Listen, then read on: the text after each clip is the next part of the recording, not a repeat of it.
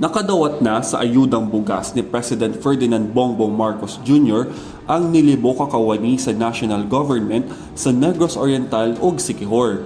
Sumala sa AO number 2 sa presidente, ang National Food Authority ang gitahasan na maoy mangulo sa pagpanghatag sa one-time rice assistance sa mga kawani sa gobyerno. April 18 nag-start na talaga kami ng distribution.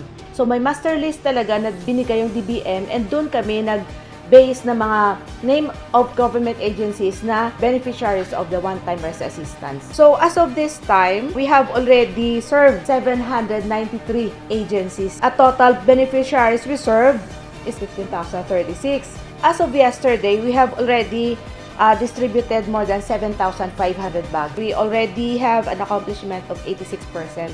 Pinalit gikan sa Mindoro ug sa pipilapod ka mag-uuma sa probinsya ang humay nagipanghatag sa NFA. Giklaro ni Fidel na maayong klase ug bag-ong galing ang magihatag nila na bugas. Gikalipay sa mga kawani sa DepEd ang nadawat na ayuda. It's really of great help because 25 kilos is that's almost 1,000 plus. So makasave yun. We are very thankful to President Marcos for these blessings. Lami kayo og regular every year. Kutob sa June 30 ang pag-apod-apod og bugas sa NFA. Gikan sa Dumaguete City, kini si Roy Lomotan sa PIA Nagor alang sa MBCV.